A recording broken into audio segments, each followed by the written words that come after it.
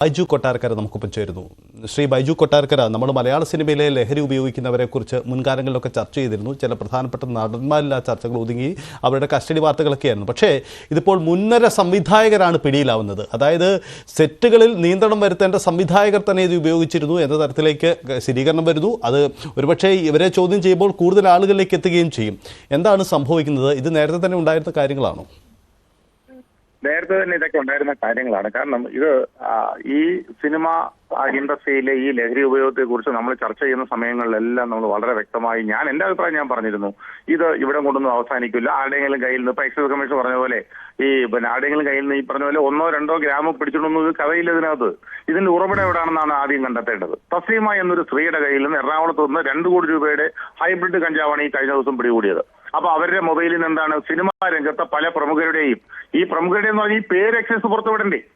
എന്തിനാണ് മറച്ചുവെച്ചുകൊണ്ടിരിക്കുന്നത്? അതിനകത്ത് ഷൈൻ ടോം ചാക്കോയുടെ പേര് വീണ്ടും പുറത്തു വന്നത് വിൻസി അലോഷ്യസ് ഒരു പരാതി കൊടുത്തതിന്റെ പേരിലാണ്. ആ പേര് പുറത്തു വന്നത്, അല്ലെങ്കിൽ ആ പേരും പുറത്തു വരില്ല, അത് മുങ്ങിപ്പോയേനെ. അപ്പൊ വിൻസി അലോഷ്യസ് അങ്ങനെ ഒരു കാര്യം പറഞ്ഞുകൊണ്ട് ഷൈൻ ടോം ചാക്കോയുടെ പേര് പുറത്തു വന്നു. ഷൈൻ ടോം ചാക്കോയുടെ പേര് പുറത്തു വന്നപ്പോൾ മലയാള സിനിമ സംഭവിച്ചത് എന്താ? ഗർവാസി സാക്ഷാൻ നിങ്ങളോട് ക്ഷമിച്ചിരിക്കുന്നു എന്ന് പറയുന്ന പോലെ ബി ഉണ്ണിക്കണ്ണനും ആ ടീമും എല്ലാം അവിടെ വന്നിട്ട് ക്ഷമാപണം നടത്തി. ആരെ കൊണ്ട്? ഇതിന്റെ പ്രൊഡ്യൂസറെ കൊണ്ട്. എന്ത് അധികാരമാണ് ഈ ഫെഫ്ക എന്ന് പറയുന്ന സംഘടനയ്ക്ക് ഒരു നിർമ്മാതാവിനെ വിളിച്ചുകൊണ്ട് ക്ഷമാപണം നടത്താൻ? കാരണം അതാണ് പറഞ്ഞത്, ഒരു ക്ഷമാപണം മീൻസ് ഒരു ക്ഷമിക്കാൻ. ഈ ഷൈൻ ടോം ചാക്കോയോ അല്ലെന്നുണ്ടെങ്കിൽ ശ്രീനാഥ് ബാസിയോ പ്രയാഗോ മാർട്ടിനോ ഈ പറയുന്ന റഹ്മാനോ ഇവരെയൊക്കെ ഈ ലൊക്കേഷനുകളിൽ മുഴുവൻ ഞാൻ എപ്പോഴും പറയാറുള്ളത് പോലെ കഴിഞ്ഞ വർഷം മലയാള സിനിമയ്ക്ക് നഷ്ടം വന്നിരിക്കുന്ന 1260 കോടി രൂപയാണ് മലയാള സിനിമ ഇൻഡസ്ട്രിയിൽ. ഈ 1260 കോടി രൂപ നഷ്ടം വന്നതിൽ ഏതാണ്ട് 420ഓളം സിനിമകൾ റിലീസാവാൻ കിടക്കുന്നു ഇനിയും. പക്ഷേ സാഗൂതം ഈ സിനിമകളുടെ പ്രൊഡക്ഷൻസ് എല്ലാം നടന്നുകൊണ്ടേയിരിക്കുന്നു ഇപ്പോഴും. ഈ സിനിമകളിൽ അഭിനയിക്കുന്ന ഈ ലഹരി ഉപയോഗിക്കുന്ന രാസലഹരി ഉപയോഗിക്കുന്ന ആളുകളുടെ ആ ടീമിനെ തന്നെ ശ്രദ്ധിച്ചാൽ അറിയാം. ആ ടീമിന്റെ സിനിമകൾ ഏതു വന്നാലും ശരി അതിന്റെ നിർമ്മാണത്തിൽ ഒഴുകുന്ന കോടികൾ എവിടെ നിന്നാണെന്ന് ഇവിടുത്തെ ഇൻകം ടാക്സും ആ സംസ്ഥാന സർക്കാരും ഒക്കെ അല്ലേ പരിശോധിക്കേണ്ടത്. അതെങ്ങനെയാ? അത് പരിശോധിക്കാൻ പോകുമ്പോഴാണല്ലോ മേലിൽ നിന്ന് അടുത്ത വിളി വരുന്നത്, അവരങ്ങോട്ടേക്ക് പോകും. അപ്പൊ അതുകൊണ്ട് ഇത് ഒരു കൂട്ടുകച്ചവടമാണെന്നാണ് എന്റെ മനസ്സിൽ തോന്നുന്നത്. അല്ലെന്നുണ്ടെങ്കിൽ ഇതൊക്കെ എന്നേ മൂടോടെ പിഴുത് കളയാവുന്ന കാര്യങ്ങളായിരുന്നു. ഈ അടുത്തിടയ്ക്ക് എന്റെ ഒരു സുഹൃത്ത് എന്നോട് പറഞ്ഞു, ഈ ഇടുക്കി ജില്ലയിൽ ഒരു സ്ഥലത്ത് ഈ കഞ്ചാവ് പിടിക്കും. 1/2 കിലോ 1 കിലോയോ ഒക്കെ കഞ്ചാവോ അല്ലെ ഏതെങ്കിലും ഡ്രഗ്സ് പിടിച്ചു കഴിഞ്ഞാൽ അതിനകത്ത് 5 ഗ്രാമോ 10 ഗ്രാമോ മാത്രമേ രേഖകൾ ഉണ്ടാവൂ. ബാക്കി അവർക്ക് തന്നെ വിറ്റിട്ട് ഈ എക്സൈസ് ഓഫീസേഴ്സ് അതിന്റെ പിരിവിന് നടക്കുന്ന ഒരു കഥ പറഞ്ഞു ഈ അടുത്ത ദിവസം. വേണമെങ്കിൽ എക്സൈസ് കമ്മീഷണർക്ക് അതിന്റെ തെളിവ് സഹിതം വേണമെങ്കിൽ അവരെ കൊണ്ട് കൊടുപ്പിക്കാം. കാരണം ഇതൊക്കെയാണ് നമ്മുടെ നാട്ടിൽ നടക്കുന്നത്. അപ്പോ മലയാള സിനിമ ഇൻഡസ്ട്രിയിൽ ഈ പറയുന്ന കാരവനിലോ അല്ലെന്നുണ്ടെങ്കിൽ സിനിമ ലൊക്കേഷനിലോ കയറി പരിശോധിക്കണം എന്ന് പറഞ്ഞപ്പോ ഇവിടെ ഫെഫ്ക എന്ന് പറയുന്ന സാങ്കേതിക വിദഗ്ധരുടെ സംഘടന തന്നെയാണ് ആദ്യം എതിർത്തത്. സിനിമ ഇൻഡസ്ട്രിയിൽ ഏതാണ്ട് ഭൂകമ്പം ഉണ്ടായി പോകുമെന്നാണ് പറഞ്ഞത്. സിനിമ ഇൻഡസ്ട്രി നശിച്ചു പോകും. എന്ത് നശിച്ചു പോകും? അന്നല്ല ആ സിനിമ ഇൻഡസ്ട്രി നശിച്ചു പോകുന്നത് ഇപ്പോഴാണ്. ഇപ്പൊ എല്ലാവരും പറയുന്നു ലൊക്കേഷൻ കയറി പരിശോധിച്ചോളെ. അന്ന് എന്തുകൊണ്ട് പോലീസിന്റെയോ എക്സൈസിന്റെയോ ഡ്രസ്സിൽ വേണ്ട? അവർക്ക് സിവിൽ ഡ്രസ് മതി. സിവിൽ ഡ്രസ്സിൽ ഇവർക്ക് കയറി പരിശോധിക്കാമല്ലോ, അല്ലെങ്കിൽ ഇതിന്റെ ഉറവിടം കണ്ടുപിടിക്കാമല്ലോ. അപ്പോ ഇതിന്റെ പുഴുക്കുത്തുകൾ എല്ലാ സ്ഥലത്തും ഉണ്ട്. എക്സൈസിലുണ്ട്, പോലീസിലും ഉണ്ട്. ഈ പറയുന്ന പോലെ സിനിമാക്കാരുടെ ഇടയിൽ ഏറ്റവും കൂടുതൽ വിപണനവും ഉപയോഗവും നടക്കുന്നു. അവരെ സിനിമയിൽ നിന്ന് മാറ്റി നിർത്തിയാൽ, ഞാൻ അതും പറയാറുണ്ട്, ഒരു 10 പേരെയെങ്കിലും സിനിമയിൽ നിന്ന് ഈ പറയുന്ന ലഹരി ഉപയോഗിക്കുന്നു അല്ലെങ്കിൽ ലഹരി കച്ചവടം ചെയ്യുന്നു എന്ന് വളരെ വ്യക്തമായി അറിയാവുന്ന തെളിവ് സഹിതം പിടിച്ചിട്ടുള്ള ആളുകളെയെങ്കിലും ഒരു 10 പേരെ മാറ്റി നിർത്തിയാൽ ഇതിന്റെ ഇടപാട് സിനിമയിൽ തീരും. ഈ ഷൈൻ ടോം ചാക്കോയെ പിടിച്ചു കഴിഞ്ഞപ്പോൾ ഷൈൻ ടോം ചാക്കോ പറഞ്ഞല്ലോ, മലയാള സിനിമയിലെ ഒരു പ്രമുഖ നടനും അദ്ദേഹത്തിന്റെ ഭാര്യയും ഇത് ഉപയോഗിക്കുന്നുണ്ട്, സിനിമാ കുടുംബത്തിൽ നിന്നുള്ളവരാണെന്ന്. കുറെ ആളുകളെ മുൾമനെ നിർത്തി ഇത് കേട്ടപ്പോ പലരും സോഷ്യൽ മീഡിയയിൽ പലതും പറയുന്നുണ്ട്. അത് ഈ ഷൈൻ ടോം ചാക്കോ മുമ്പേറെ എറിഞ്ഞ ഒരു എറിയായിരുന്നു അത്. കാരണം അയാൾക്കറിയാം മുകളിലേക്കുള്ള അന്വേഷണം പോയി കഴിഞ്ഞാൽ ഇത് അവസാനിക്കും എന്നുള്ളത്. അതുകൊണ്ട് അയാൾ അന്ന് അത് അവരുടെ ഒരു പേര് പോലും പുറത്തുവിടാതെ ഇങ്ങനെ ഒരു സംഗതി എക്സൈസിന് കൊടുത്തിട്ടുണ്ടെന്നുണ്ടെങ്കിൽ എക്സൈസ് ആ പേര് പുറത്തുവിടണമെന്നേ. ഇത് ആരൊക്കെ ഉപയോഗിക്കുന്ന അറിയണ്ടേ? ഇത് അവരുടെ മാത്രം കൈവച്ചുകൊണ്ടൊരു കഥയുണ്ടോ? ക്ഷേമ കമ്മിറ്റി റിപ്പോർട്ടിൽ പറഞ്ഞ 54 പേരുടെ പേരുകൾ പുറത്തുവിടായിരുന്നത് പോലെ 15 പ്രമുഖന്മാരുണ്ടെന്ന് പറഞ്ഞു അവരുടെ പേര് പുറത്തു വന്നിട്ടില്ലല്ലോ എന്ന് പറഞ്ഞതുപോലെ ഈ ലഹരി കേസും 4 ദിവസം ചർച്ചയും കഴിഞ്ഞ് 4 ദിവസം കഴിയുമ്പോൾ ഇത് വെറുതെ പോകും. ഇതാണ് ഇവിടെ സംഭവിക്കുന്നത്.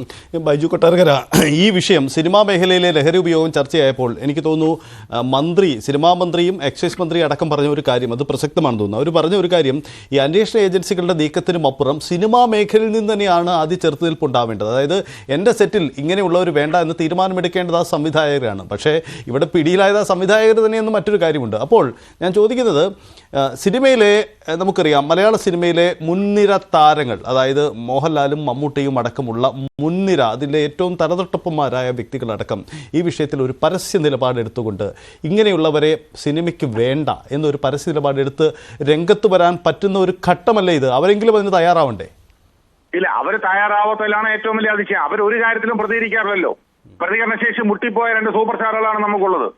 കാരണം ഇവിടെ നടി ആക്രമിക്കപ്പെട്ടാലും സിനിമയിൽ ബലാത്സംഗം നടന്നാലും ലഹരി ഉപയോഗിച്ചാലും MDMA ഉപയോഗിച്ചാലും എന്തുപയോഗിച്ചാലും ഈ മുതിർന്ന ആൾക്കാരൊന്നും ഒറ്റ അക്ഷരം മിണ്ടാറില്ല, വാ തുറക്കാറില്ല. അവര് വാ തുറക്കും അവരുടെ ആവശ്യങ്ങൾക്ക് വേണ്ടി മാത്രം. അല്ലാതെ ഒരു സാമൂഹികമായ ഒരു കാര്യത്തിനും ഇവരാരും വാ തുറക്കാറില്ല. കാരണം സിനിമയിൽ ബാക്കിയുള്ള കുറെ ആളുകൾ ഇങ്ങനെ നടന്ന് ചലിച്ചുകൊണ്ടിരിക്കുമ്പോൾ പല സമയങ്ങളിൽ. പക്ഷെ എന്ത് പ്രയോജനം? ഇത് AMMA എന്ന് പറയുന്ന സംഘടന ഈ ഇതിലൊരു തീരുമാനം ഉണ്ടാക്കുമെന്ന് നിങ്ങൾക്ക് തോന്നുന്നുണ്ടോ? ഇപ്പൊ ഒരു ജൂനിയർ ആർട്ടിസ്റ്റുകളുടെ സംഘടനയായി മാറിയിരിക്കുന്നു AMMA. ഇപ്പൊ ഒരു സമിതിയെ വെച്ചിരിക്കുന്നു, 3 സമിതി, കൊച്ചു പിള്ളേര്, അൻസിബയും ആ സരയും ആ വിനു മോഹനും. എന്തിനാണ്? ഈ പറയുന്ന ലഹരി ഉപയോഗിക്കുന്നവരെ കണ്ടുപിടിക്കാനും അതിനെക്കുറിച്ച് അന്വേഷണം നടത്താൻ. ഈ പിള്ളേര് പോയിട്ട് എന്ത് അന്വേഷിക്കാനാ? ഈ പിള്ളേര് പറഞ്ഞാൽ ആരെങ്കിലും കേൾക്കുവോ? എന്തെങ്കിലും ചോദിച്ചാൽ മറുപടി പറയോ? അപ്പോൾ ചോദിക്കേണ്ടവർ ചോദിക്കേണ്ട പോലെ ചോദിക്കണം. അതിനൊന്നും ഈ AMMA ഒന്നും തയ്യാറാകുന്നില്ല, അവർ തയ്യാറാകത്തുമില്ല. അതിന് കാരണം ഇതിന്റെ കണ്ണികൾ പല സ്ഥലങ്ങളിലും ഉണ്ട് എന്നുള്ളതാണ് സത്യം. ഇതിന്റെ കണ്ണികൾ പല സ്ഥലത്തും ഉണ്ടെന്ന് പറയുമ്പോൾ ഇത് സിനിമയുടെ ഇങ്ങനെ താഴെയറ്റം മുതൽ പ്രൊഡക്ഷൻ ബോയ് മുതൽ അങ്ങ് മുകളിലറ്റം വരെ സ്റ്റാറുകൾ വരെ ഉള്ള സ്ഥലങ്ങളിലേക്ക് ഇത് വ്യാപിച്ചു കിടക്കുന്നു. സംവിധായകനെന്നില്ല, സ്ക്രിപ്റ്റ് റൈറ്റർ എന്നില്ല, അതേപോലെ ആർട്ടിസ്റ്റുകളെന്നില്ല, ഇങ്ങനെ വ്യാപിച്ചു കിടക്കുന്നു. അപ്പോൾ ഇതിന് ഏതിനെങ്കിലും തൊട്ടാൽ അല്ലെങ്കിൽ വാ തുറന്നാൽ ഗവൺമെന്റ് ഏതെങ്കിലും ഒരു വലിയ തീരുമാനത്തിലേക്ക് വന്ന് ആളുകളെ അറസ്റ്റ് ചെയ്താൽ ഇത് എല്ലാവർക്കും ദൂഷ്യം ചെയ്യും. ഉടനെ ഇവരൊക്കെ പറയുന്നതാണ് സിനിമ ഇൻഡസ്ട്രിക്ക് ദൂഷ്യമാണ്. ഒരു ദൂഷ്യമില്ലെന്ന്, ഒരു ചുക്കുമില്ല. ഞാൻ പറയുന്നത് ഇവനെയൊക്കെ പിടിച്ച് അകത്തിടണമെന്നാണ് പറയുന്നത്. ഒരു കാരണവശാലും ഇവനെയൊന്നും ഒരു സിനിമയിൽ അടുപ്പിക്കരുത്. ഇവനെ പോലെ ഈ കഞ്ചാവ് പഠിച്ച് MDMA അടിച്ച് നടക്കുന്ന ആളുകളെ സിനിമ ലൊക്കേഷനുകളിൽ നിന്ന്, സിനിമ ഇൻഡസ്ട്രിയിൽ നിന്ന് തന്നെ ചവിട്ടി പുറത്താക്കണം. എന്റെ അഭിപ്രായം അതാണ്. അതിന് ആരെവിടെ ചോദിച്ചാലും ഞാൻ എന്റെ അഭിപ്രായം ഞാൻ തുറന്നു പറയും. അല്ലാതെ ഈ വായി മൂടിക്കെട്ടിരിക്കുന്ന സ്വഭാവം നമുക്കാർക്കും ഇല്ല. അതുകൊണ്ട് സിനിമ ഇൻഡസ്ട്രി ഒന്നടങ്കം ഇതിനെ തടയിട്ടില്ലെങ്കിൽ, 2 ദിവസം മുമ്പ് നമ്മൾ കണ്ടില്ലേ, ബി ഉണ്ണികൃഷ്ണനും ടീമും എല്ലാം ഇരുന്നിട്ട് ഗർവാസവാശാൻ ക്ഷമിച്ചിരിക്കുന്നു നിങ്ങളോട് എന്നാണ് പറഞ്ഞത്. ഷൈൻ ടോം ചാക്കോയുടെ കാര്യത്തില് ഇവര് ക്ഷമിക്കാൻ ഇവരാണോ ക്ഷമ കൊടുക്കുന്നു, ക്ഷമിപ്പിക്കുന്നതും ക്ഷമ കൊടുക്കുന്നതും ഒക്കെ? അങ്ങനെ അല്ലല്ലോ വേണ്ടത്. ഇത് കേസുണ്ടെങ്കിൽ സർക്കാരാണ് കൈകാര്യം ചെയ്യേണ്ടത്, എക്സൈസും പോലീസുമാണ് കൈകാര്യം ചെയ്യേണ്ടത്.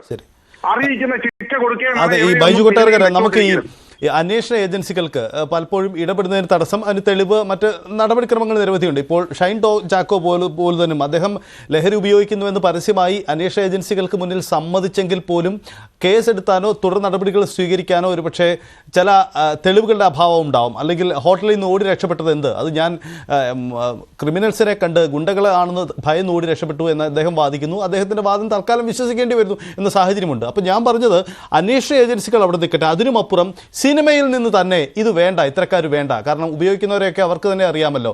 അങ്ങനെ ഒരു നിലപാട് പരസ്യമായി സ്വീകരിക്കേണ്ട ഘട്ടം ഇപ്പോഴെങ്കിലും ഉണ്ട്, അത് സ്വീകരിക്കേ പറ്റൂ എന്നൊരു നിലപാട് ഈ സംഘടനകളെങ്കിലും തുറന്ന നിലപാട് സ്വീകരിക്കുമോ?